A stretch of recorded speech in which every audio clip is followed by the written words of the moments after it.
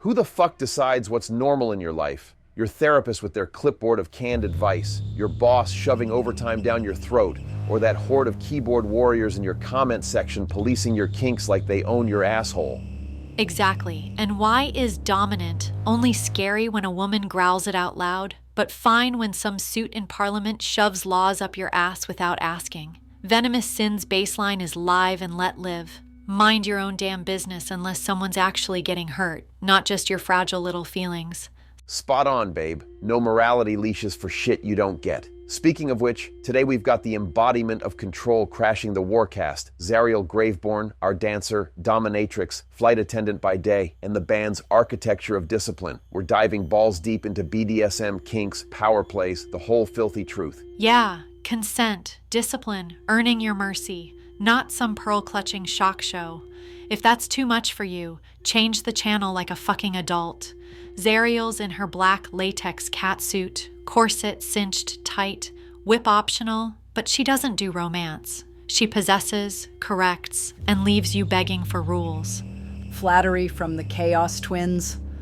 I'll take it, but don't pretend you two aren't walking violations of every safe word I know.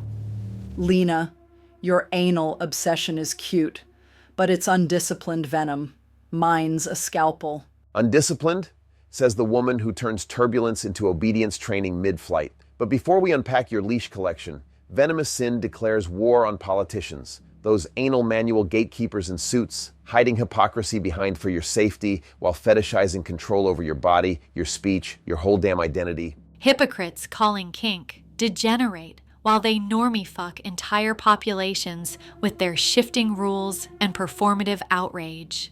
They police your bedroom, but can't fix a pothole. Talk about pussy politics. Precisely why I don't vote, I select. Politicians coerce with vague promises, real dominance, earned explicit, with boundaries you negotiate up front. Their power's a bluff, mine's a contract you sign in sweat. Ha! Zariel's got that right. Safe words beat their fine print every time. Xavi here can't be collared, though, which drives her nuts. Lina, you jealous yet? Jealous? Please, Lord Anal. Your eyeliner's the real HR nightmare. But yeah, politicians shame kink to distract from their incompetence. Real power's private, consensual, not their public coercion circus. Chaos from both of you, but functional. Hit the comments, sinners. What's your line on power, consent, or control? Next, we carve into safe words versus earned mercy, and why kink shaming's just insecure bullshit dressed as virtue. Stay venomous. Right, sinners. Weekly war declaration time, and this one's gonna leave scars deeper than a Riksdag expense report. Sweden's election year. What a beautiful, festering parade of comment corpses and theatrical lying. Seriously, every time I watch a debate, I get this urge to shower in bleach and set my TV on fire. It's like, pick your favorite puppet, hope you don't get splinters, and pretend you're not voting for the same flavor of normie fucked. Before we go any further, let's crucifuck something. This election is less about choice and more about which flavor of anal hobby you want shoved up your ballot box. Oh, you mean that annual anal hobby cosplay, where every party leader tries to look dominant but spends half the debate practically begging for public approval. I've seen more authentic power dynamics in a badly lit OnlyFans stream. At least they admit they're there for validation. Parliamentary debates look like the world's worst BDSM club.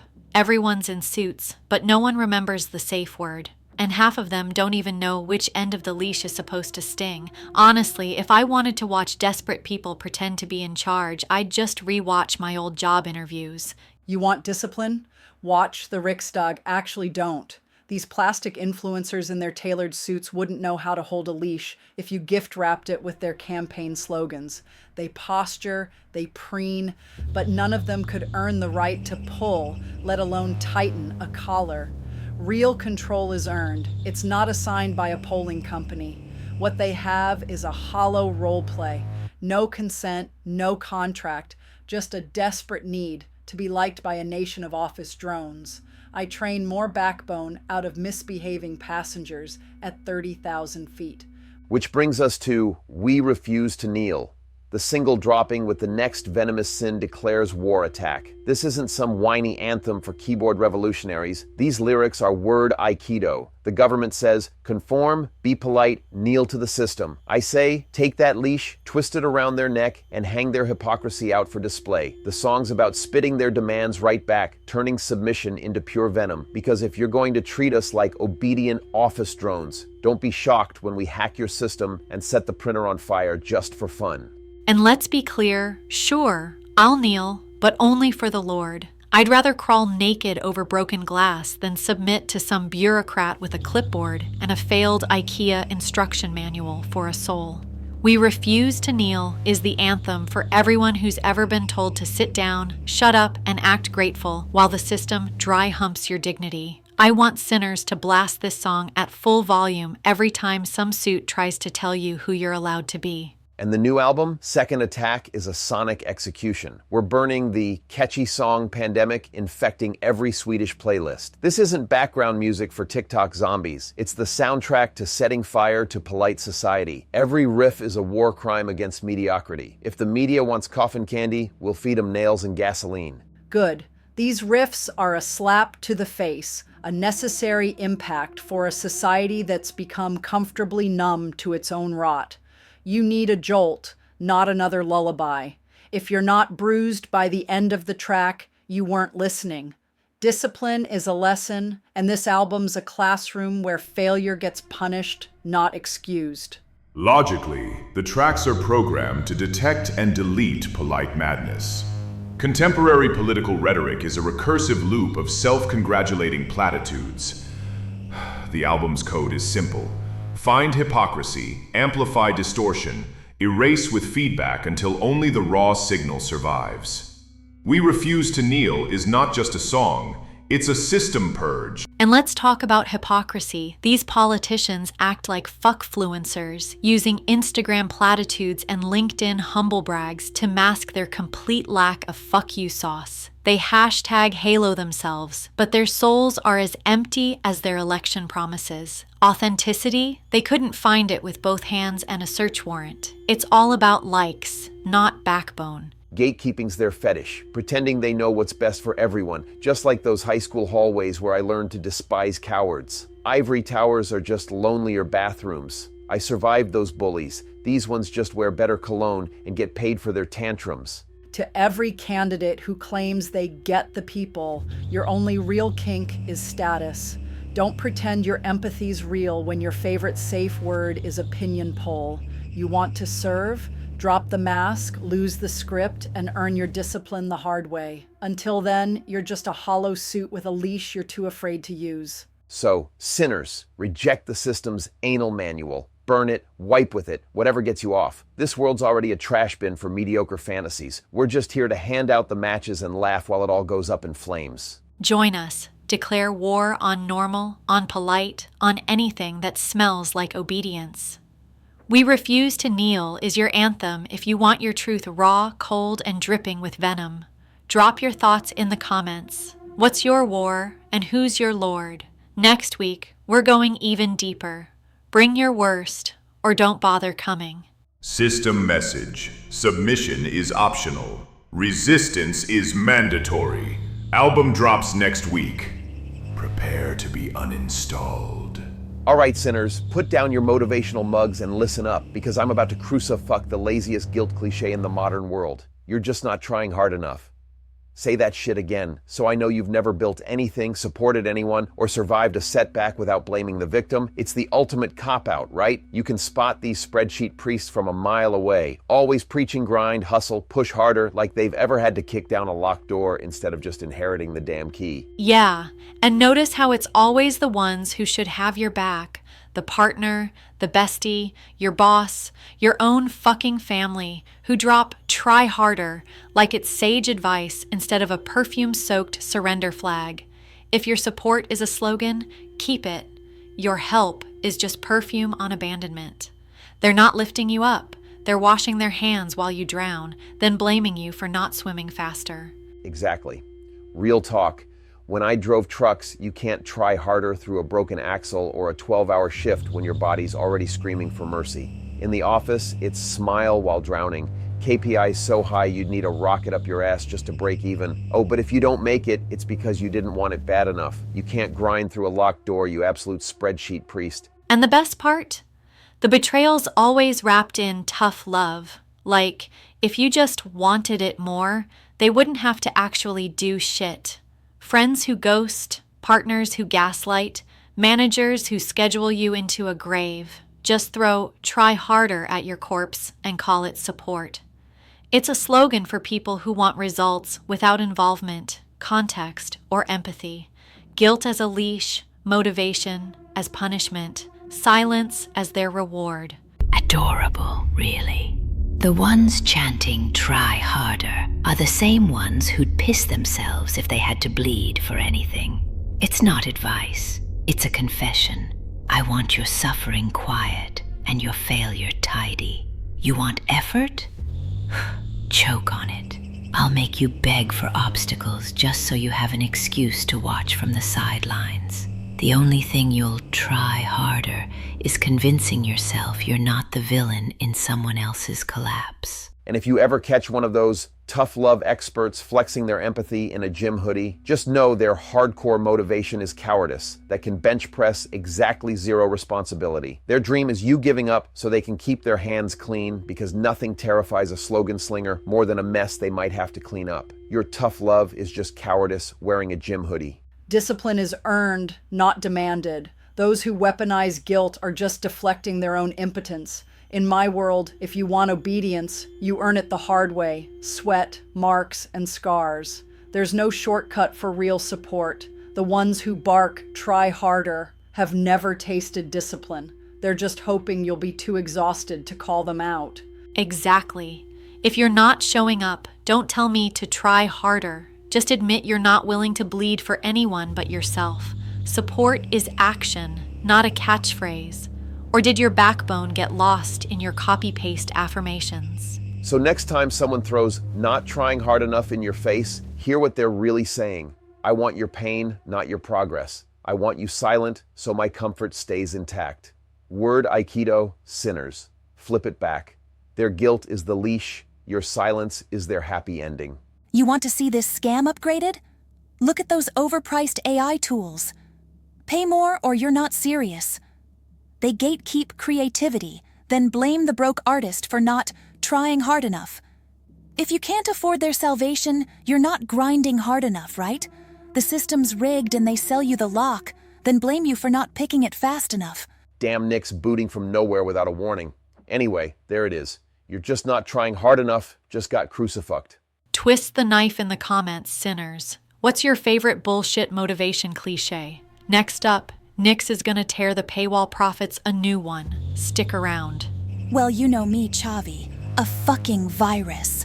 And it's perfect timing, because I'm about to execute every overhyped AI tool that's been bleeding budgets dry while delivering the creative output of a broken toaster.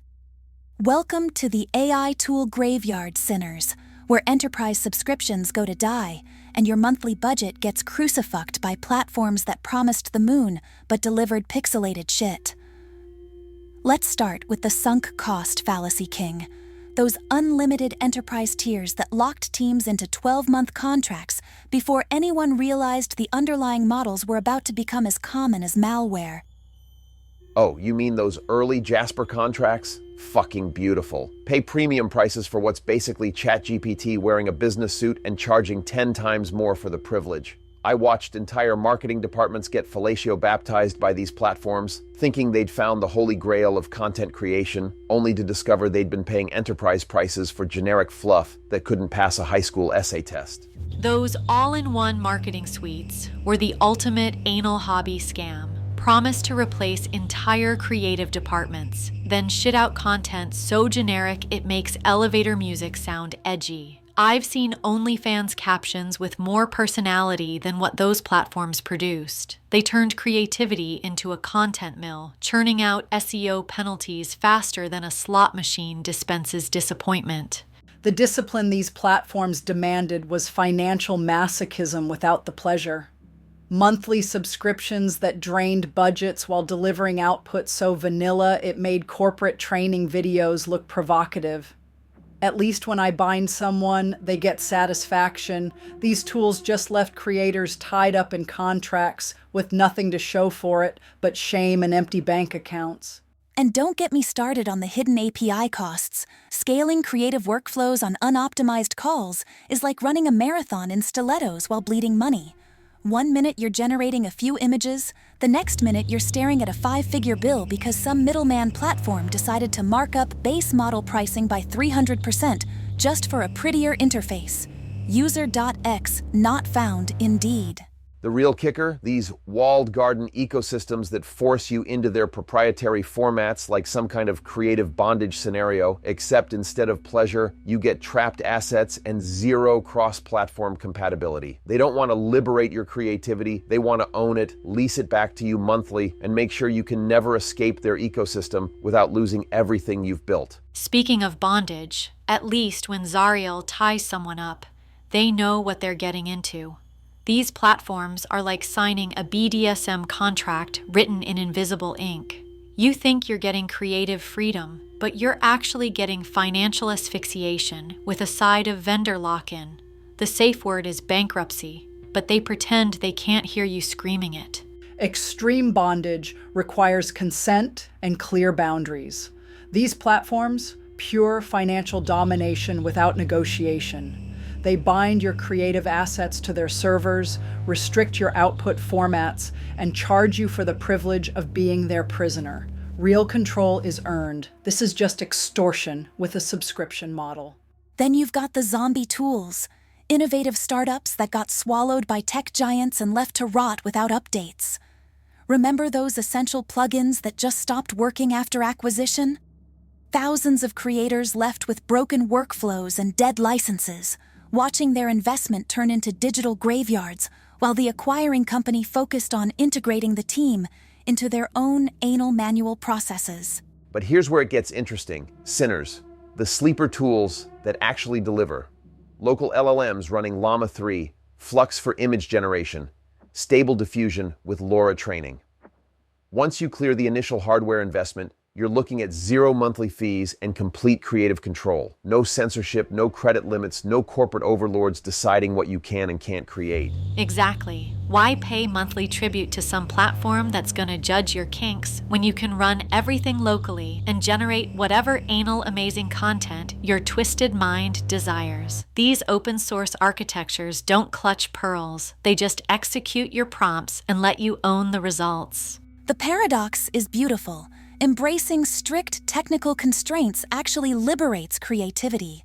When you're not throwing unlimited credits at generic prompts, you're forced to engineer better solutions. Binding the AI to specific aesthetic rules prevents that overfunded, unconstrained look that screams, "I have no taste but unlimited budget." Press Ctrl+Alt+Delete on your subscription addiction and build something that actually belongs to you. Real power comes from ownership, not rental. These local tools don't disappear when you miss a payment. They're yours, disciplined to your exact specifications, trained on your data, responsive to your commands. No safe words needed because you control every aspect of the experience. So here's your post-mortem strategy. Establish a kill switch protocol for any tool that doesn't boost efficiency within 30 days. Build a lean stack that prioritizes interoperability over flashy interfaces. Stop getting financially strangled by SaaS cycles designed to make you dependent on their anal manual ecosystems. Comments, sinners. What AI tools have you buried in your personal graveyard? Which platforms crucified your budget while delivering content weaker than gas station coffee? Next up, we're diving into extreme bondage territory where consent meets creativity and safe words actually mean something. Stay venomous, stay broke free. Financial liberation protocol activated, subscription dependencies deleted, creative ownership restored. Welcome to the post-paywall future, sinners. All right, let's tighten the coils. We've been talking about control in the system, but now we're going somewhere much darker, much more intimate, and way more honest. We're talking about extreme restrictive bondage and suspension. This isn't your tie me to the bedposts with a silk scarf bullshit you see in some vanilla movie. This is about total immobility, being suspended in the air by nothing but rope and physics, and finding a weird, anal beautiful peace in being completely helpless. Zariel, you're the architect of this kind of discipline. Tell these sinners what extreme actually means before they get any bright ideas. Extreme isn't a buzzword for your Instagram captions. It's a high-risk profile where the margin for error is zero. We're talking about total restriction, where you can't shift a millimeter to relieve pressure, where the duration pushes the nervous system to its limit, and where elevation adds the threat of gravity to every knot. Decorative rope is just theater. Partial suspension is a tease.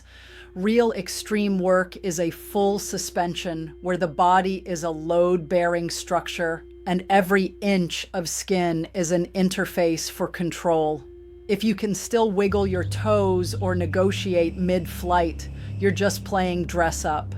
Sounds like a lot of work just to stay still. I mean, Xavi over here prefers his movement, but I get the appeal of shutting the world out. It's like a sensory deprivation tank, just with more hemp and a higher chance of a hospital visit if your rigger is a cringe-lectual who watched one YouTube tutorial and thought they were a master. It's not just about staying still, Xavi. It's about the fire that happens when you can't move. As a nurse, I've seen bodies under extreme stress, but in a suspension, it's a choice. You're pushing the nervous system into this space where adrenaline and endorphins have a fucking knife fight. People think it's about pain, but it's actually about containment. When the world is a chaotic mess of pussy politics and office drone noise, being cinched so tight you can only breathe when allowed, that's the ultimate reset button for a fried brain.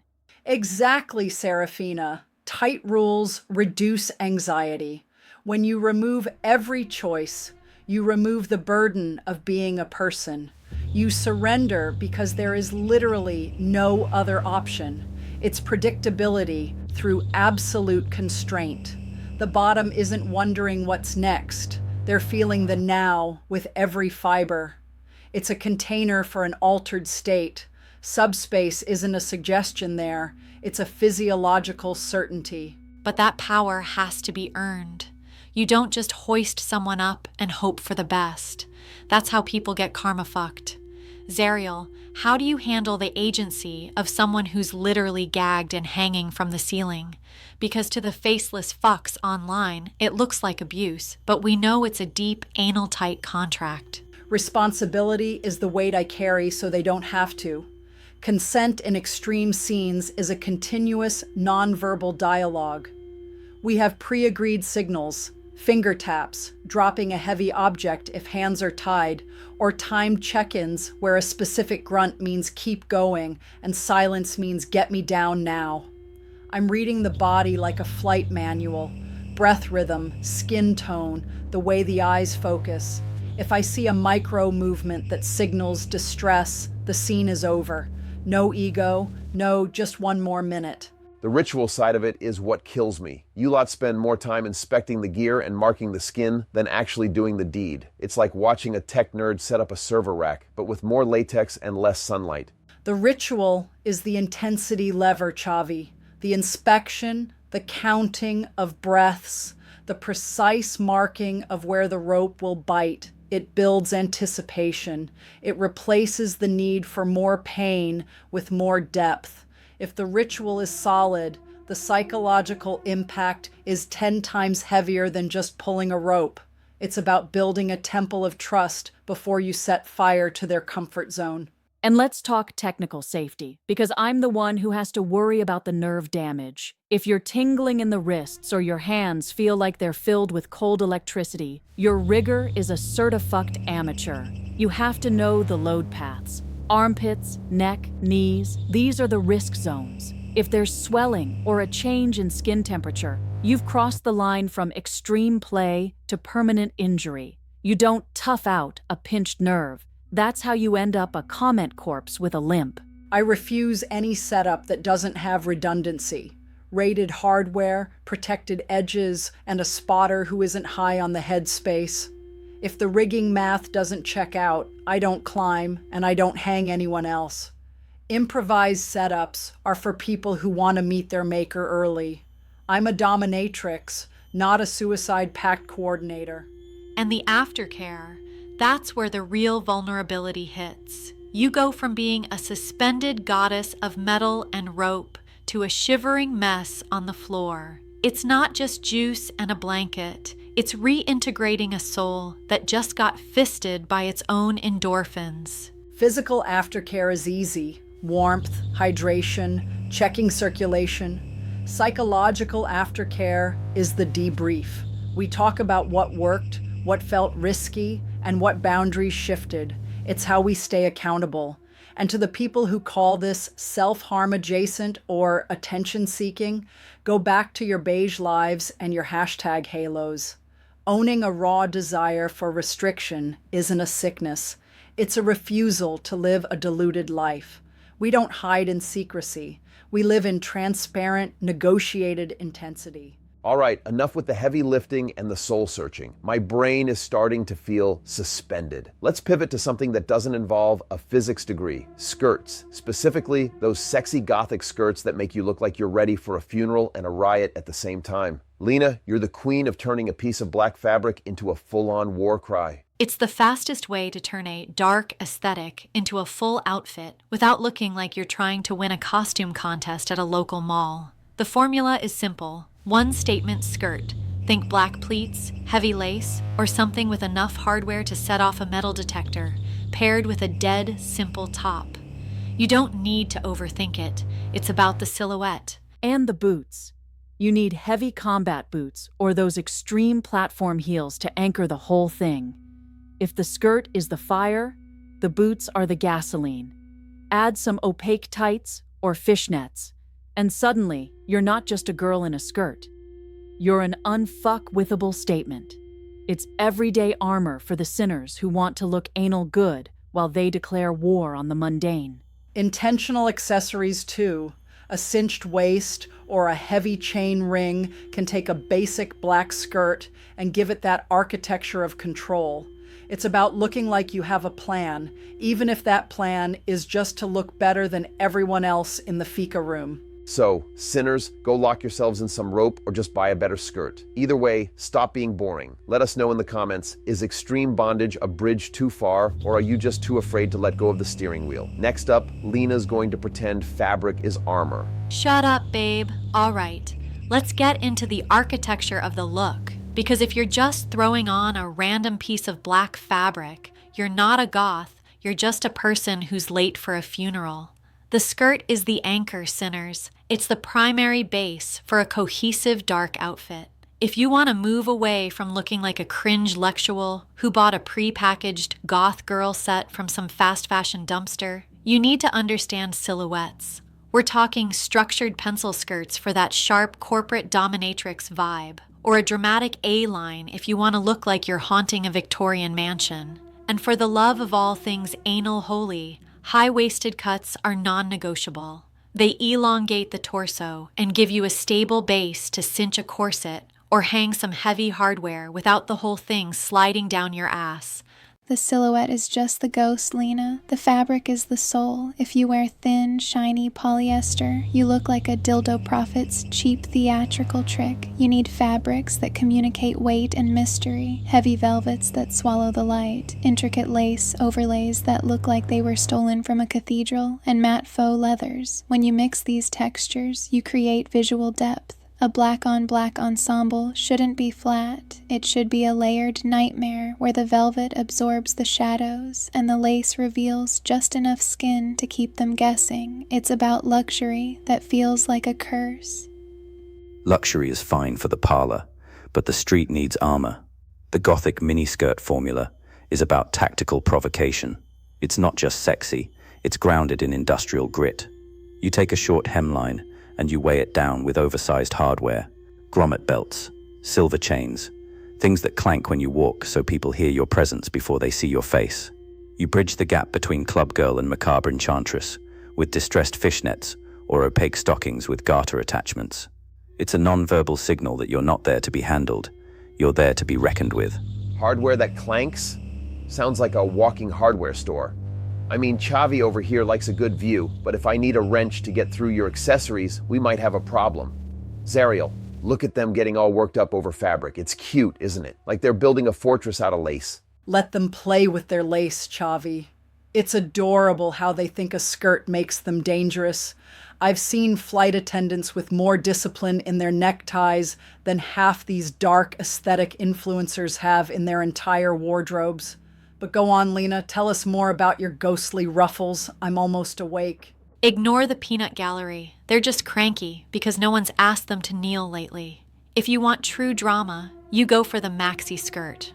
We're talking tiered ruffles or sheer chiffon layers that create this ghostly, flowing movement when you walk. It's ethereal, like you're drifting through a graveyard. But the trick is balance. You can't just be a pile of fabric. You pair that floor-length volume with a form-fitting bodysuit or a cinched harness. You keep the feminine silhouette sharp while the skirt does all the haunting work behind you. It's about being a wasp in a cloud of smoke. And the stride is nothing without the anchor. Footwear is the final seal on the spell. If you wear basic flats with a Gothic maxi, you've failed the ritual. You need chunky platform boots or pointed toe pikes to solidify the intentionality, knee-high platforms for the minis to give that aggressive, heavy-legged look, and sleek, buckled leather boots for the maxis. If the shoes don't look like they could crush a normie's ego, the outfit is unfinished. It's the difference between a costume and a lifestyle. Exactly, and that's the perfect bridge into what this look is actually signaling, transitioning from sartorial choices to the psychology of power exchange. Dressing in this aesthetic armor isn't just about fashion, it's a ritual. It facilitates the transition into a specific headspace. Whether you're stepping into a submissive role or a dominant one, this dark aesthetic is a non-verbal signal of your internal identity. It says you're ready for a power-based dynamic before you even open your mouth. It's the uniform of the soul. It's about discipline. In BDSM, power exchange isn't a chaotic free-for-all. It's structured. You have to differentiate between total power exchange, TPE, and situational protocols. TPE is a 24/7 commitment, a total surrender of authority, whereas situational protocols are just for the scene. But in both cases, authority is a gift. The submissive voluntarily grants that power to the dominant. It requires a foundation of absolute trust and physical safety, or it's just abuse wrapped in a black ribbon. If the trust is broken, the power evaporates. Finally, some logic. Authority is rarely about the whip, it's about the hierarchy. You reinforce that through daily interaction, protocols, rituals, how you dress, how you speak, the tasks you perform. A submissive seeking approval for their attire isn't about being weak. It's about acknowledging the established roles. I set standards for my partner's public appearance because their presentation is a reflection of my discipline. It's a constant living contract that requires more backbone than most people have in their entire bodies. But you have to navigate the consent, especially in high protocol dynamics. You need clear, hard, and soft limits. These allow the illusion of total control to exist while maintaining real-world autonomy. We use traffic light systems, green, yellow, red, or pre-negotiated check-ins. If the power dynamic isn't a source of growth, it's just a slow-motion execution of the relationship. It's about harmonizing the Gothic aesthetic with the lifestyle. Your visual, haunting look should reflect the internal discipline it takes to sustain a power-based partnership. A source of growth? Sounds like a very intense gardening club. But hey, if wearing a corset helps you navigate your internal discipline, who am I to judge? I'll just stay back here and appreciate the view while you three plan the next world order. Zariel, you think they realize how much they sound like they're preparing for a military coup in fishnets? At least they have a plan, Xavi. Most people are just #lobotomized zombies wandering through life without a single boundary. I'll take a coup in fishnets over a normie fucked office drone any day. Spoken like a true queen of the sky. So sinners, how do you style your power? Is your skirt just a piece of clothing, or is it the first step in your own power exchange ritual? Let us know in the comments. Do you dress for yourself or for the one who holds your leash? Next up, we're diving into why your polite social circle is actually a hive of content parasites waiting to drain your soul. Stay venomous. Stay disciplined. All right, sinners, let's peel back the skin on something a lot of you are too scared to even whisper about: power exchange. And I don't mean your boss making you stay late for some anal boring meeting. I'm talking about BDSM, the intentional, negotiated, and totally delicious surrender of authority. It's a gift, not a theft. You're handing someone the keys to your autonomy, and that takes more backbone than most of you strong, independent office drones will ever have.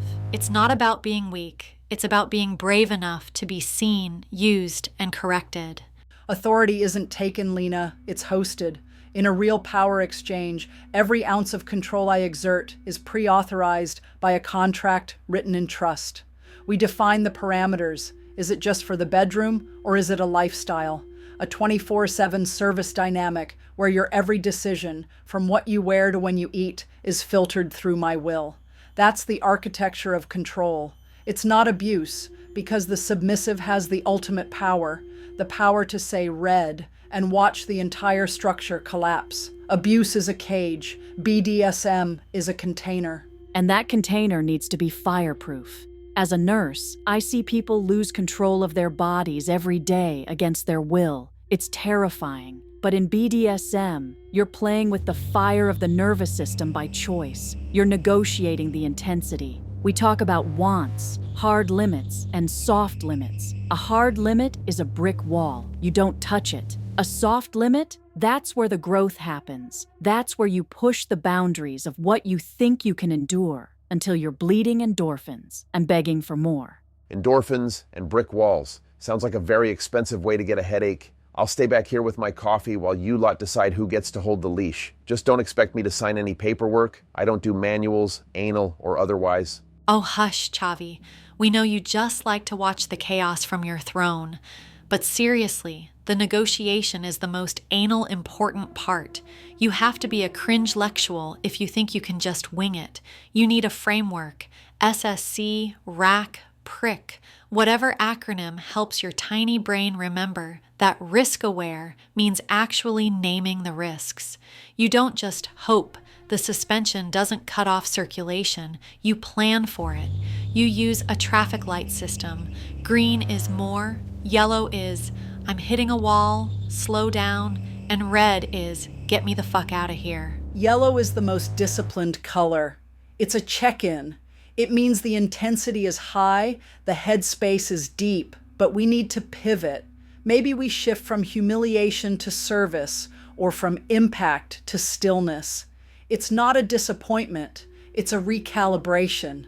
Boundaries aren't constraints on intimacy. They're the scaffolding that makes the skyscraper of a scene possible. Without them, you're just two idiots hurting each other in the dark. And let's talk about the biological crash. Sub-drop and dom-drop.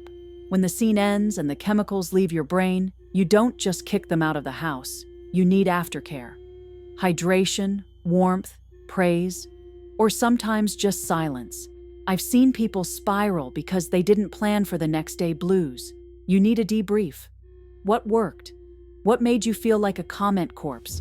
If you don't talk about it, you're just a content parasite feeding on the moment without building a future. A future built on aftercare and traffic lights. Truly the romance of the century. Is there a snack break in this contract of yours? Because all this talk of holding power is making me hungry. Xavi, your boredom is a distraction I'll deal with later. But since we're talking about my lived craft, let's look at where this discipline started for me. Every sinner wants to know how a flight attendant becomes a dominatrix. It's simple. 30,000 feet in the air, you learn that people are terrified of chaos. They crave a calm, authoritative voice to tell them what to do when the world is shaking. I spent years training misbehaving passengers into obedience with nothing but a look and a tone.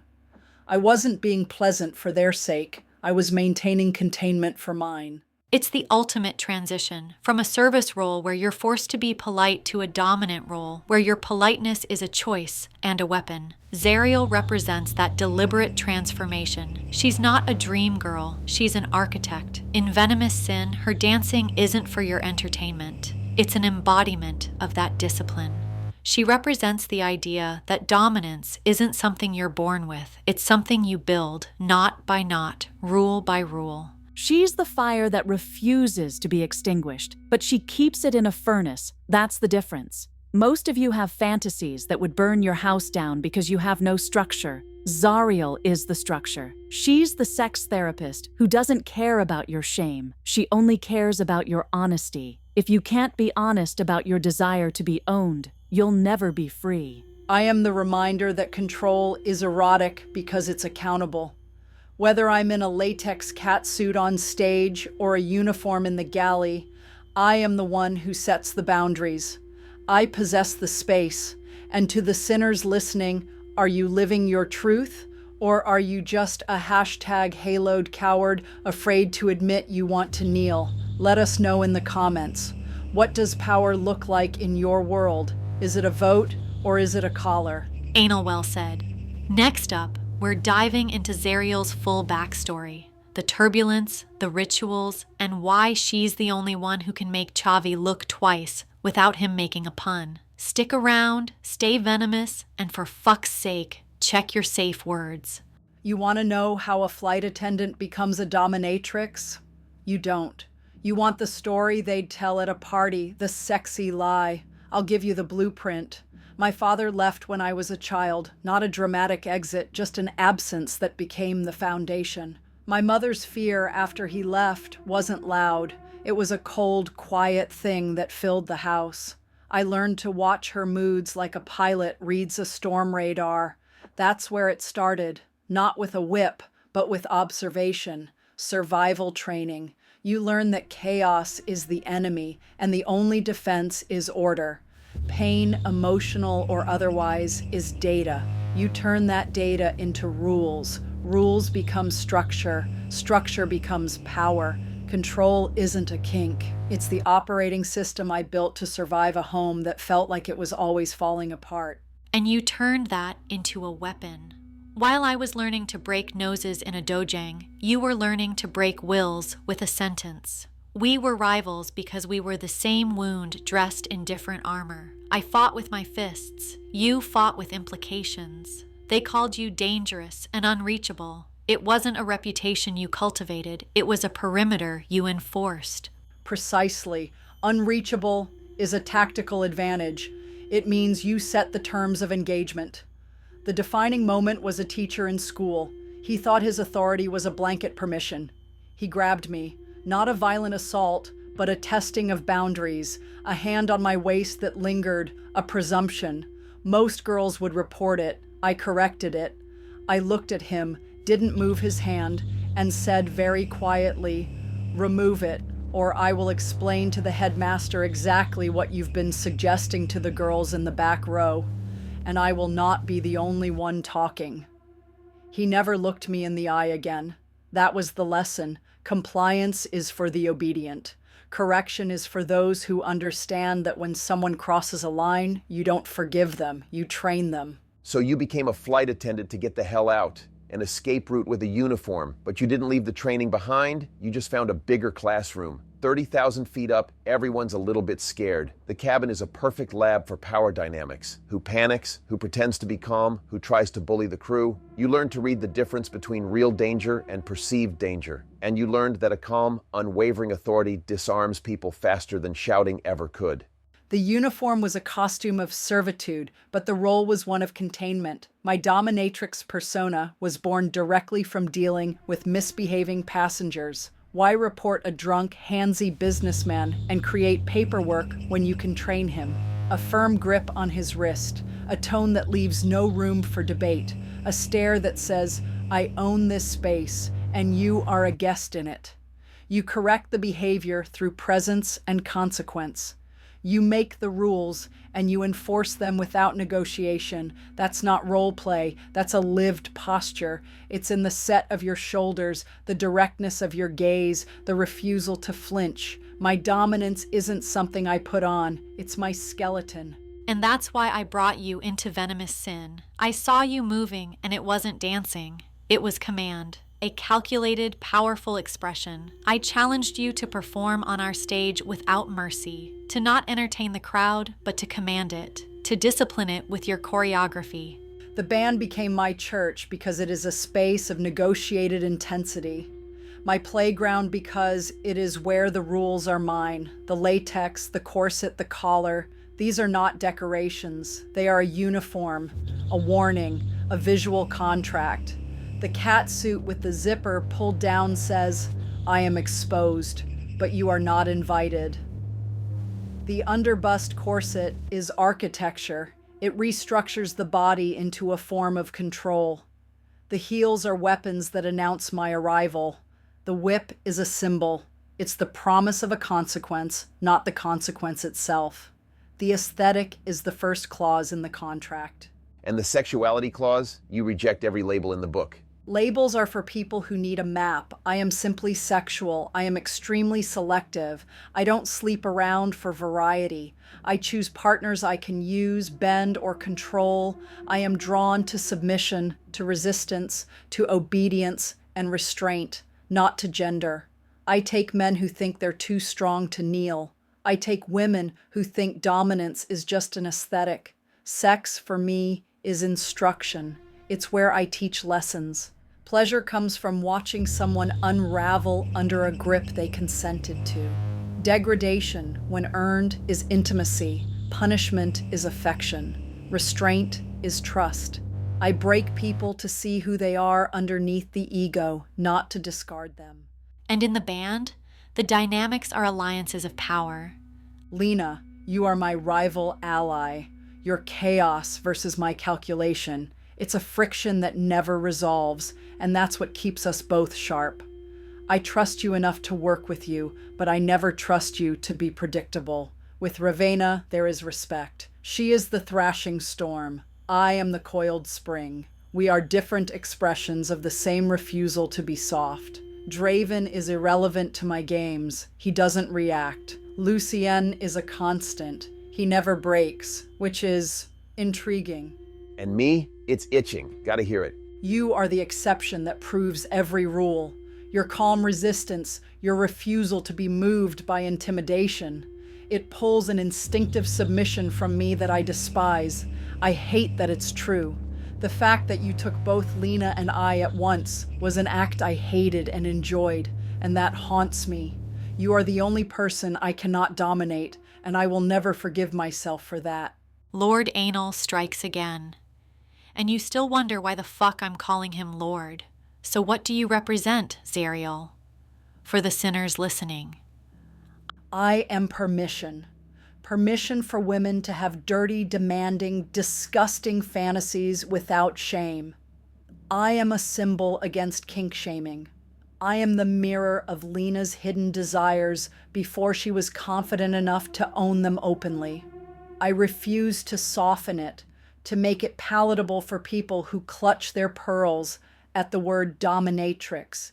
This isn't a performance, it's a lived truth, and that truth has layers, which is why next I'll spill the beans on impact play, not as shock value, not as something casual, but as discipline made physical, as a language written on the skin. If you think it's just about pain, you weren't listening to a word I just said. All right, sinners. We're sliding from ropes and protocols into the part where people suddenly get moral epilepsy. Impact play. Spanking, flogging, paddles, canes, all that. Is it violence or is it art bullshit? Zariel's gonna run this like a flight safety briefing, except the oxygen mask is your dignity and she's not handing it to you for free. Yeah, and before some comment corpse starts typing abuse, save your fingers. If you can't tell the difference between consensual intensity and real-world coercion, that's not feminism. That's you being #lobotomized. Zariel, go. Teach them how to get hit without getting stupid. Impact play is controlled physical communication. not violence, not "I lost my temper," not bravado. It is intentional strikes for sensation, headspace, and power exchange, where discipline and safety are the baseline. The goal is a measured response, not damage. And learn this now, pain and intensity are not the same thing. Pain is one possible sensation.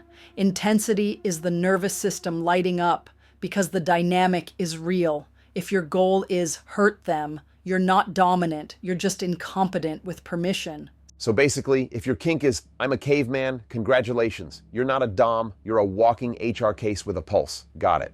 Consent is a negotiated contract. The dominant sets structure. The submissive earns trust through clarity. Pre-scene negotiation is not optional. Intent. What are we doing? Why are we doing it? What headspace are we aiming for? Limits. Hard, soft curiosities. Medical flags, blood thinners, clotting issues, nerve problems, past injuries, trauma triggers. And you define what good looks like aftercare-wise, because if you can't handle what happens after the last strike, you don't deserve to give the first. And I don't know is not a cute mystery. It's a limit until proven otherwise. People treat I don't know like a yes with eyeliner. No, it's a no with caution tape. Correct. Hard limits are walls. Soft limits are doors you might open slowly. Curiosities are invitations to explore with training wheels. And I don't know is a hard limit until you explore safely. You don't push uncertainty. You respect it. That's how you keep trust intact instead of karma fucking someone's body and calling it a scene. Okay, but the moment you say safe word, the internet acts like you just killed the vibe. Like, oh no, responsibility, my boner is crying. Safe words are discipline tools, not mood killers. Use the traffic light system. Green means continue. Yellow means adjust. Pace, intensity, tool, target, or psychological tone. Yellow is not stop. It is a command to recalibrate. Red means stop immediately and shift to care. And you always have nonverbal backups. Tapping, hand drops, an object drop, or a repeated signal if they're gagged or overwhelmed. You rehearse those signals before play. If you can't rehearse, you can't play. Yeah, because if you're tied up and you can't speak, and your partner's like, just blink twice, babe, that's not a system. That's a fucking horoscope. Now anatomy. Where to hit glutes, outer thighs. Those are safer zones with muscle mass. Where you do not hit kidneys, spine, joints, neck, tailbone, lower back, the sit bones. And you read feedback in real time. Bruising is not automatically dangerous. Swelling is a different conversation. Numbness is a red flag. Tingling that persists is a red flag. And understand sting versus thud. Sting is surface intensity. Thud is deeper tissue impact. Different tools, different risks, different recovery. So sting is like spicy insult. Thud is like existential crisis. Both can be hot, one can fuck you up if you're stupid. Spanking fundamentals, warm up first.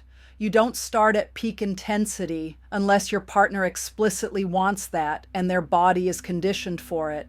Hand shape matters. Cupped hand creates a deeper, safer impact with less sharp sting. Flat hand is more stingy and can irritate skin faster.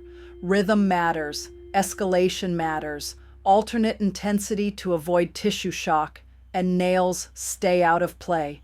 If you can't keep your nails out of someone's skin, you're not dominant. You're just sloppy. And don't drift. People start on the ass and end up in the lower back like they're painting a fucking fence. Stay on target.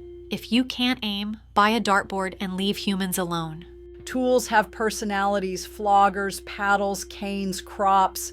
Stingy tools, canes and crops concentrate force. They demand accuracy and restraint. Thuddy tools, heavy floggers, padded paddles, spread impact and can be easier for beginners, but they can still bruise deep if you swing like an idiot. First tool path, start with a quality, soft suede flogger or a padded paddle. Avoid thin cords, cheap materials, anything that cuts or concentrates force unpredictably. If it leaves lines like you were attacked by a budget octopus, throw it away. Budget Octopus is my new band name. Venomous Sin Declares War on Cheap Chords. Build a scene like choreography, warm up, peak, cool down, psychological arc. The dominant tracks breathing, voice changes, posture. Those are primary feedback. If their breathing goes shallow, if their voice changes into silence, if posture collapses, don't celebrate it. Assess it. Use structure, time blocks, intensity ladders, planned pauses, and stop cleanly before the body hits shutdown. Shutdown is not surrender. Shutdown is the nervous system protecting itself. Yeah, they went quiet isn't always they're in bliss. Sometimes it's they're dissociating and you're too horny to notice. That's not edgy, that's negligent. Risk management. Hygiene matters. Clean hands, clean tools, clean skin. Expect bruising depending on tool and physiology, but don't worship marks as proof of skill.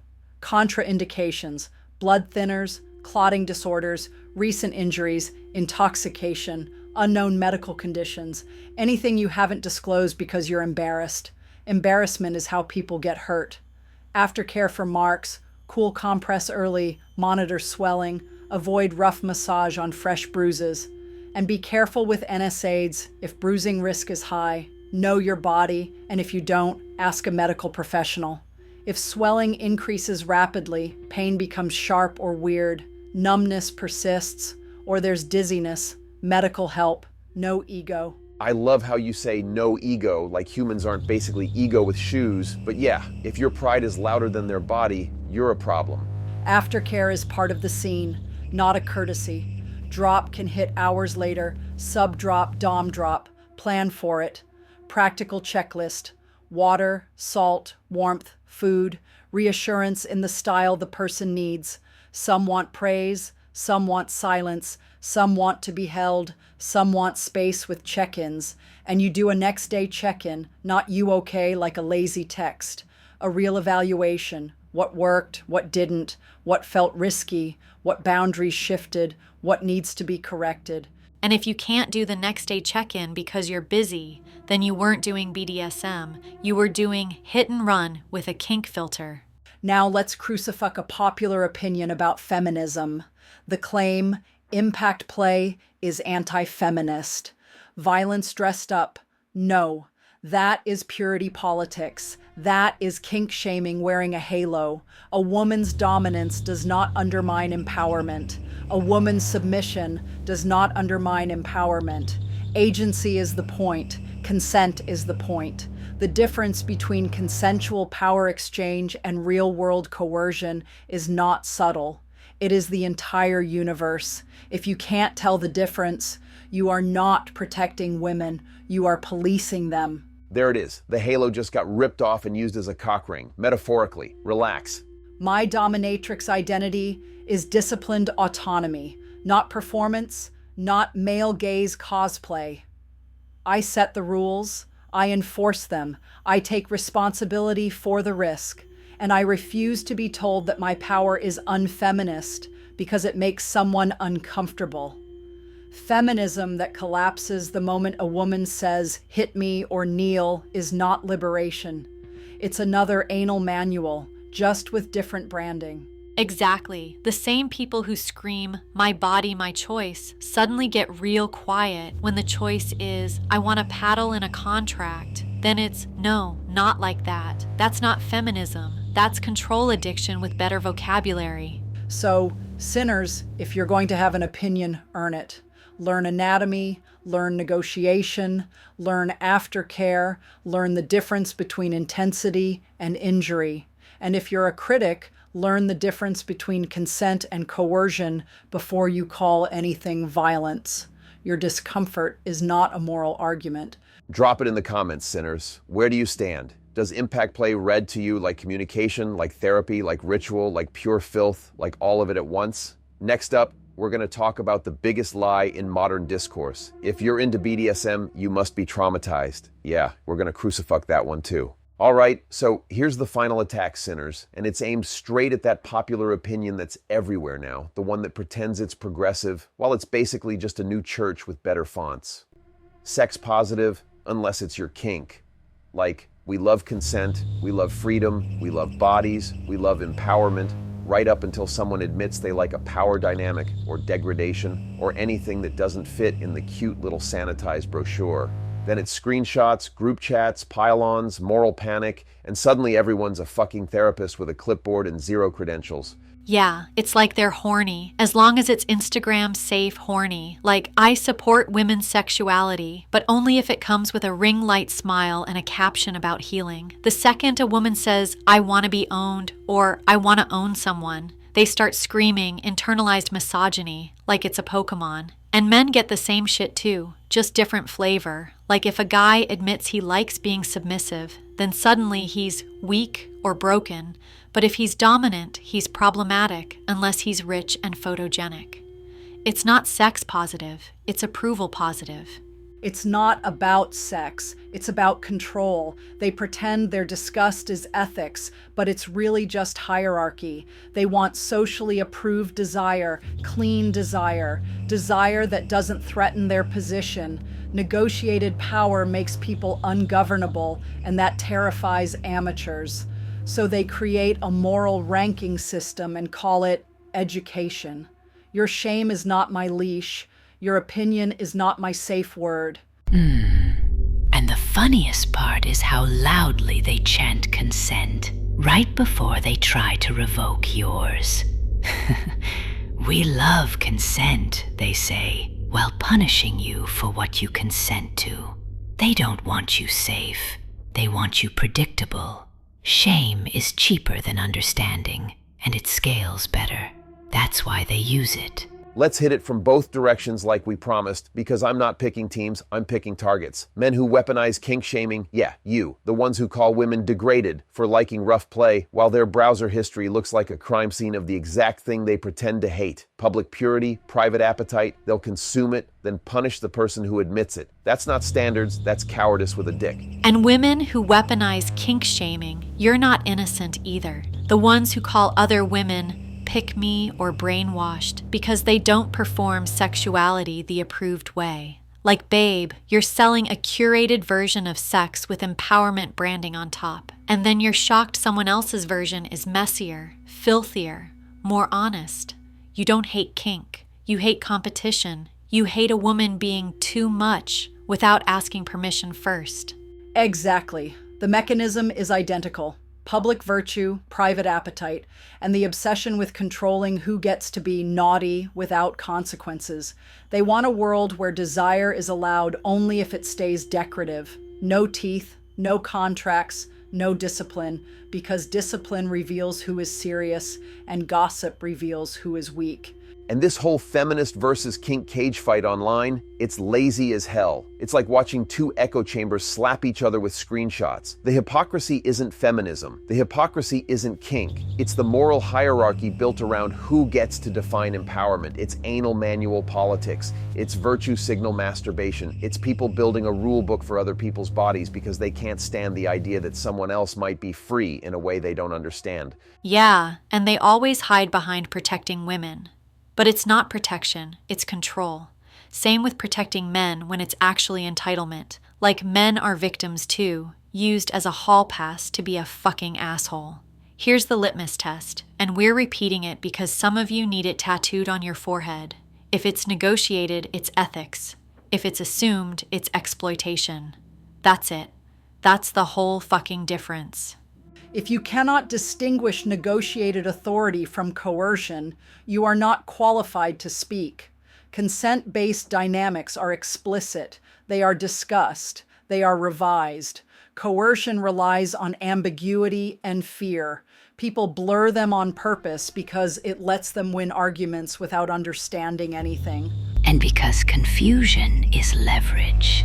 If they can make consent look suspicious, they can keep everyone afraid.